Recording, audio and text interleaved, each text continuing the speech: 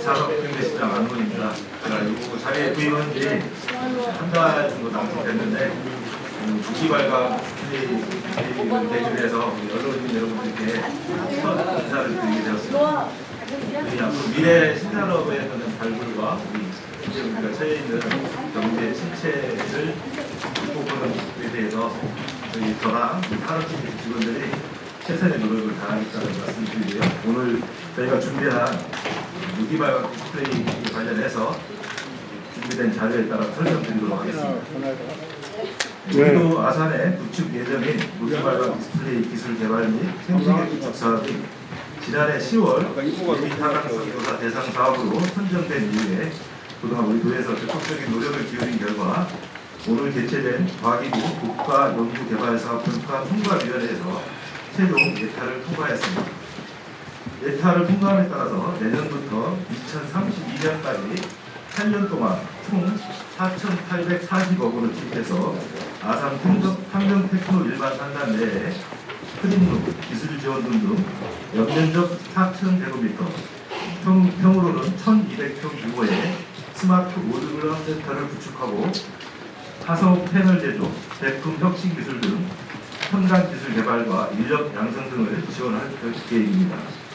우리나라의 디스플레이 산업이 2004년부터 2029년까지 세계시장 점유율 1위를 지켜왔습니다. 2021년부터는 LCD 분야에서 대규모 투자를 주도하던 중국에게 세계시장 점유율 1위를 내주는 아픔을 겪기도 했습니다. 더불어 중국은 현재 LCD 경험을 바탕으로 해서 우리나라가 주도하고 있는 OLED, 유기발광 다이오드 시장까지 거세게 추격하고 있는 상황입니다.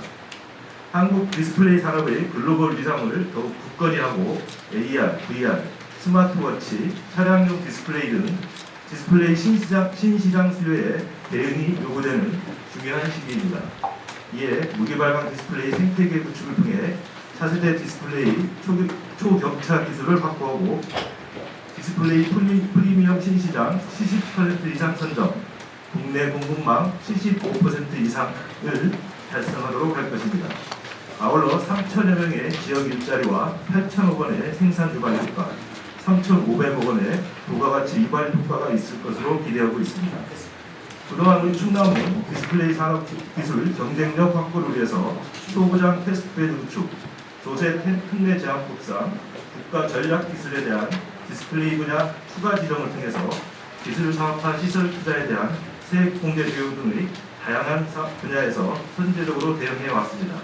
또한 현재 하남 충남 PPA 건설 중인 디스플레이 혁신 공정 플랫폼을 연내 완공해서 기술 개발과 기업 지원을 강화할 것입니다. 디스플레이 분야를 비롯한 성장 잠재력이 높은 혁신 성장 분야의 기업 지원을 위해서 펀드도 조성할 계획입니다. 금년도에 1,000억 원 이상으로 펀드를 조성해서 디스플레이와 반도체, 미래 모빌리티 분야에 대한 혁신 기업의 성장과 자금난 해소를 지원하도록 하겠습니다. 그리고 지난 5월 21일 우리 도에 단국대, 호서대, 산서대 등이 디스플레이 첨단 분야 혁신융합 대학 사업 공모에 선정되었습니다. 이를 통해서 차세대 디스플레이 산업을 이끌어갈 혁신융합 인재 양성에도 획기적인 성장을 이끌어낼 것입니다. 특히 지난해 디스플레이 산업으로는 전국에서 유일하게 지정된 국가 첨단 전략 산업 특화단지를 중심으로 국내 자원을 결집하고 산업을 고도화하여 경쟁력 있는 디스플레이 생태계를 더욱 확고히 해 나가겠습니다. 디스플레이는 충남의 핵심 산업이자 대한민국의 전략 자산으로 이번 예타 통과를 통해서 무기발광 디스플레이 원천 기술 및 패널 생산 기술력 확보, 가격 경쟁력 및 시장 지배력 강화, 소부장 국산화율 향상 및 글로벌 소부장 기업 육성 등 충남이 세계 최고 디스플레이 산업 중심지로 입지를 더욱 다져나갈 수 있도록 하겠습니다. 국민 여러분들께서 변함없는 관심과 지원을 해주시기를 부탁드립니다. 감사합니다. 제가 질문을 좀 받도록 하겠습니다. 네, 질문을 주실 때는 먼저 소속과 성명을 말씀해 주시면 감사하겠습니다. 전자신문 안수민 기자님. 서서 질문해야 되나요? 그냥 앉아서 하시면 돼요. 일단 한 세 가지 질문을 하겠습니다. 그 시험에는 광기스러운 부분 설치와 관련돼서 고백 지원이 빠져 있는데요. 그 내용이 좀 궁금하고요.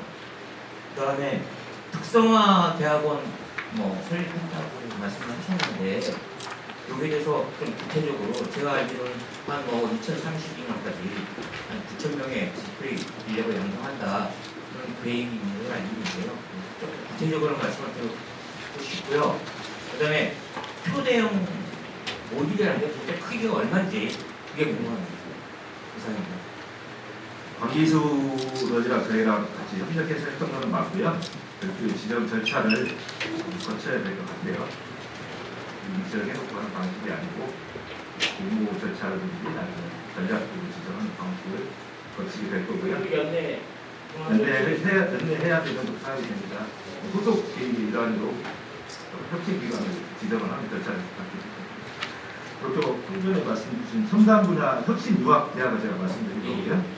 단국대가 주관 대학이 되고 호서대랑 한스대가 참여하고요. 4년간 408억 원이 지원되는 걸로 확정되어 있습니다. 또 디스플레이 초대형 규모는 지금 한 9세대까지는 있고요. 지금 삼성에서 지금 우리 탕정에 하고 있는 그 규모는 8.6세대 그런 정도 수준에 있습니다. 그 세대라는 거는 그 디스플레이 평판의 크기를 얘기하는 거고요. 정부에서 말하는 초대형은 300인치 이상. 또 질문할 기회도 계시나요?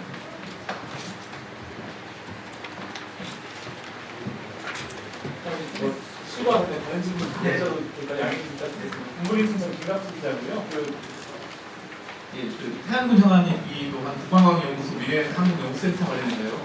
어제도 이제 설명이 있었죠. 세 가지가 핵심인 것 같아요. 실제로는 태양군 입장에서는 충분한 소통이 좀 부족했다. 그리고 두 번째는 주민들 입장에서는 군사보호 시설 지정, 소음 이런 피해를 어떻게 할 것이냐. 세 번째는 대한항공 유치를 비롯한 실질적인 경제적 효과가 과연 있겠느냐. 이 세 가지가 관건일 것 같은데 설명 부탁드리겠습니다. 우선 태양군과 그도 그렇고 지금까지도 그렇고 협력 관계를 바탕으로 해서 이사를 될 거고요.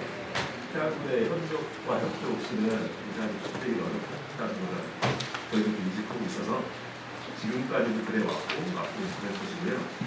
소통이 부족하다는 것은 아마도 다른 이유에서 말씀하시는 거라고 생각하고 있고 소통을 위한 노력들은 뭐 굉장히 많은 것들이 있지만 저 개인부터 태양군에 한 3번 방문했으니까 소통의 문제가 있었다는 건 오해가 있으신 것 같고 그다음에 군사보호구역 문제는 군사보호구역을 일단 최소한대로 설정할 거예요. 최소한대로 설정하는데 설정된 군사보호구역도 전부 다 매입하게 되니까 개인의 피해는 없을 주민들의 피해는 없을 거고요. 그건 어제 ADD에서 직접 설명을 했었고 소음과 관련해서는 다른 비행장들이 한세대 비행장 같은 경우에 하루에 60회씩 뜨거든요. 근데 거기는 하루에 한 번 많은 부분을 뜨게 되고 소음의 크기 자체가 100m 이내에서는 야외에서 100m 이내의 경우에도 패러드라이브보다 더 낮은 수준. 좀 더 멀리 가서는 자동차 다니는 정도 이런 장르로 나와 있는 수치여서 근데 그 횟수도 하루에 한 번 3초에서 4초 정도 이렇게 뜨는 정도에서 소음의 피해는 다른 비행장들에 비해서는 낮고 우리가 일상생활하는 데서 큰 피해가 없다고 확신할 수 있고 어제 AD에서 그렇게 설명을 드렸고요. 그 다음에 기업 유치와 관련해서는 저희가 최초로 연구 개발용 활주로가 되는 거예요. 지금 해안에 UV랜드라고 있거든요. 해안에 UV랜드 그 일종의 유인 항공기거든요. 그리고 드론을 띄우는 데인데 거기도 활주로가 지금 400m 되거든요. 근데 거기다도 해안 분에서 기업들이 많이 활용을 해서 기업 유치 시설을 만들려고 노력하고 있거든요. 그런데 만약에 최초의 연구 개발용 활주로 2.2km짜리가 만들어지면 굉장한 많은 기업들이 그 유인 항공기라는 게 부품이 2만 개에서 3만 개가 필요하거든요. 그 부품 관련 기업들이 반드시 올 수밖에 없고 어제 설명의 현장에도 대한항공이랑 하나, 에어로스페이스 정도 대기업들이 5군데가 왔어요. 그분들이 왜 왔겠습니까? 다그 활주로에 대한 관심이 있기 때문에 그리고 거기에 대한 기대치가 있어서 온 거고요. 지금 근데 기업 유치 부분으로 말씀을 못 드리는 거는 지금 단계가 기본 계획이 확정되고 이런 단계가 아니고 기본 계획 수립을 위한 하강성 평가 단계예요. 하강성 평가 단계에서 계획이 확정 안 된 단계에서 어떤 기업이 우리 여기다 투자하겠습니다라고 할 수 있는 기업은 단 한 군데도 없을 거고요. 그리고 아까 소통의 의미로 다시 돌아가서 하강성 평가 중에 주민 설명회를 하는 경우도 제가 봐서는 국내 첫 사례다라고 생각합니다. 예, DCN 백승인 기자님. 요 질문 없는 것 같아서 저도 좀 어제 그 이어서 그 좀 질문드리는데 저는 그 어제 설명에서는 그거 설명들이 제대로 안 됐는데 저 이제 다른 거랑 얘기하다가 나온 건데 그 설정을 하고 그 주변을 다 그 공장 같은 기업에 그 들어오는 공장들이 이렇게 둘러싸서 이런 형태로 할 거라는데 그게 맞습니까? 그러니까 지금 일단 저희 계획은 저희 방향은 그 방향이 맞고요. 근데 어디서 어디까지 할 거다라는 거를 지금 말씀드릴 수가 없어요. 왜냐하면 지금 말씀드린 대로 타당성 검토를 하고 있는 단계거든요. 타당성 검토가 끝나고 나야 기본 계획이 수립이 되고 그 기본 계획에 맞춰서 어떤 지역을 산다고 할 건지 어느 정도 범위로 갈 건지 이게 정해지는 거고요.